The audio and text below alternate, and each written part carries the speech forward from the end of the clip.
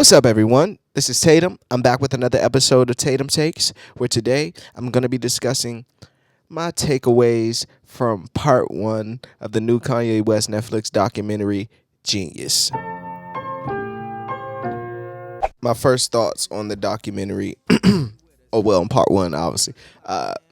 Just great, man. It was just so great to see. It's great to see like a dream come true right in front of your eyes. What hard work can do.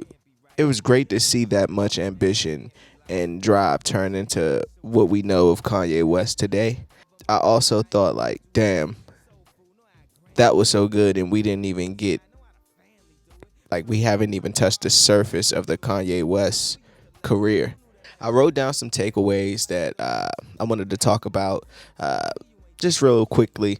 I have them in no particular order, so don't think that this is in order, and don't think that it's like, and don't think this is an order of importance. I literally was typing these down, writing these down, typing these down. I was literally writing this stuff down while I was watching the documentary for the third time today. Number one, I guess I'll just say number one.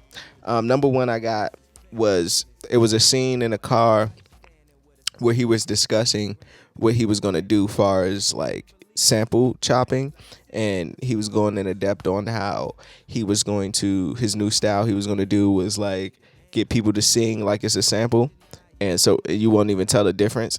And the fact that he did that as well, like if you listen to songs like All Falls Down with Selena Johnson is one of those late registration, or songs like Can't Tell Me Nothing of Flashing Lights, where I think that was like the perfection of that. But I just thought that was a cool like Easter egg of him mentioning like, this is gonna be my new way of chopping samples. And even he said, damn, maybe I shouldn't even say this on camera. I thought that was dope. Two, just what I mentioned in the intro, that drive that he had to just make it as a rapper. And it kind of, when people say like, I miss the old Kanye, when I looked at this documentary, it kind of seemed like it's the same person, just aimed in a different direction. So at this point in time in his life, he conquered being a successful hip hop producer, right? So then he wanted to be a rapper, and nobody believed in him. You can see him walking around and playing All Falls Down and Jesus Walks, and people not, like he said on Last Call on College Dropout, I was playing People Jesus Walks. But just that drive and dedication, it was just something. It was inspiring, like, because you seen it and you like, damn, that guy right there not only makes great music, right, as a rapper, as a producer, has shoes, like, worth a Billy. Like, it's crazy to see where he came from to where he is now, and that drive took him there that whole time. So that part was just crazy. Third, I can't go any further without mentioning the late Donda West. I thought just that scene, those two scenes with his mom, one when he was at her condo, and the second one when they went back to his childhood home, I thought was just you saw how much she meant to him, and kind of the person that kept him grounded. Because even when she's congratulating him and like reciting raps and being so proud of her son, she's also saying like, you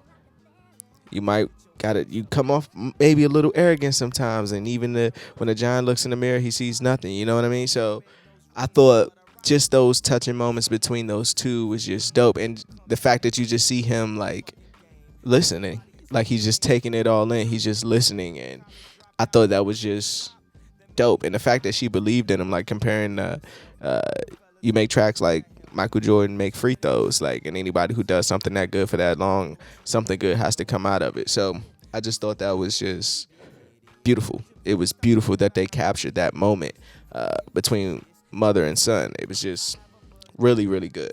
4, Rockefeller. like to piggyback off what I was saying with the drive topic, the fact that like nobody on Rockefeller was really believing in him as like rapper. We get the scene with Memphis Bleak, and that was such a dope scene with Memphis Bleak when he was saying like he's about to be one of the greats. Or I think Guru, because it was a couple scenes I think when they was interviewing for the MTV, and I remember that show. That's kind of crazy. I remember that episode to be exact. Watching that on like MTV2 or some shit.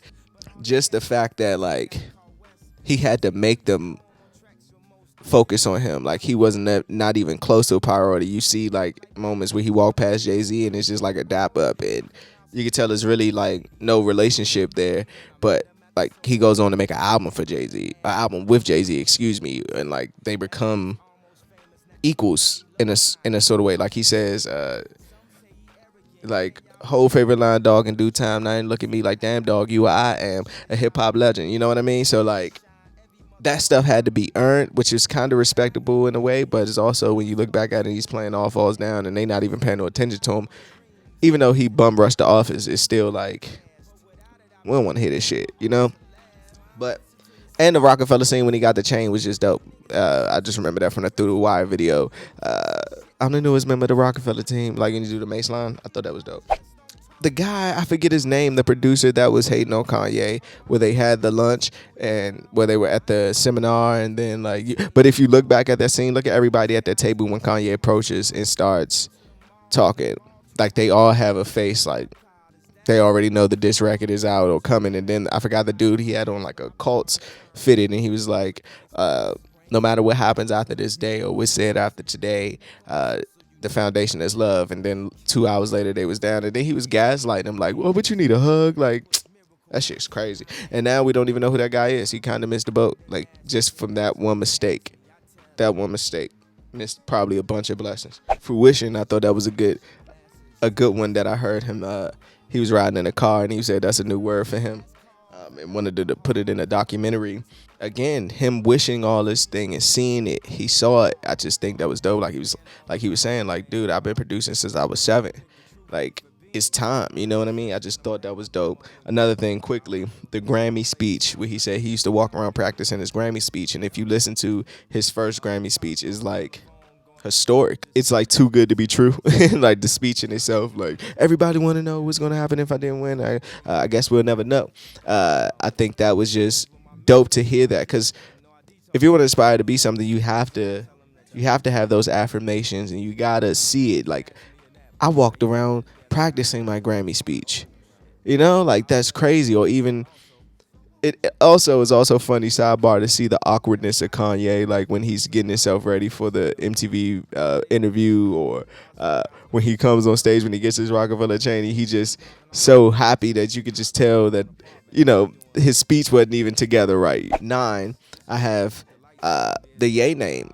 Like I think that was dope that they captured that when the seminar got his name wrong, and he was just like Kanye, and he wanted Kanye West, and he was like, damn, they might even show like just call me Ye type of thing. I'm gonna just go by Ye. Like I thought that part was just, again, foreseeing the future. Because now his legal name is just Ye. Making the bridge, making her own lane in rap. What I mean by that quickly is that, like the guy, I forget who it was, but at the beginning the guy was talking and he was saying like, yo, I think it was the guy, the A&R from Rockets Records, and he says, you're like backpack and street at the same time. I was talking to a friend about this, and he was, because we had a conversation about Kanye's Drink Champ interview, and how he said he was never really backpack, and my friend was talking about he was offended by that, and I was telling him, I was like, but really look at it, right? Was he ever a backpack rapper? Like for me, listening to Kanye West in 2004 when College Dropout comes, I never thought he was a backpack rapper, right? But I'm also, at that time in 2004, I'm 14, so I'm kind of aware of change before older heads kind of see it. You know how young people are? And I was trying to explain to him that the reason you probably just label him backpack is because we only had 2 things in hip-hop back then. It was either gangster rap or Mos Def. You know what I mean? So, and Common and Talib, like that's why he says I'm the guy between I'm the gap like Banana Republic and the Old Navy. You know what I mean? Like he was able to bridge those 2 things and made a lane for the Lupes, the Drakes, the J. Coles, the Wales, the Cordays, the Kendricks. Like that's Kanye's doing. His porn addiction is another thing I had at 11. He still talks about that to this day. 12. Have you guys noticed that he doesn't wear polos since that era? Like since after graduation, he doesn't really wear polos. Like, and it was so prominent in this documentary. Like, can you imagine seeing Kanye in a polo today? And lastly, I have at 13, I'm going to say, just Cootie. Can you imagine someone believing in someone so much that they just someone who has nothing. Kanye West didn't have like, he probably had a few producing credits here and there, but it was not enough for you to drop your whole life and go film this guy. So for him, again, that fruition and foreshadowing, for him to even have that vision that Kanye could have turned to something, like, what if this didn't turn into anything? Like he said, how did he know? Like, how did you know? Because this could have turned into nothing. But look what it turned into. Like, it's just inspiring, man. It's just inspirational. But that's all the things that stood out to me watching part one. I'm anxious to see the rest of the documentary. I'm mad that they spaced it out for 3 weeks, but I'll wait. And if you guys like this episode, I'll come back and I'll do part 2 and part 3. Also, let me know in the comments what's some of your favorite moments of the documentary. Did you learn anything new about Kanye West? Did it make you a bigger Kanye West fan? If you wasn't a Kanye West fan, did it make you like Kanye? I know he's been doing a lot lately. But this was just a good look. And I'm pretty sure that college dropout streams are going to go through the roof by the time, if they're not today, by the time this stuff ends, it's going to be, yeah. As always, I'm Tatum. Peace.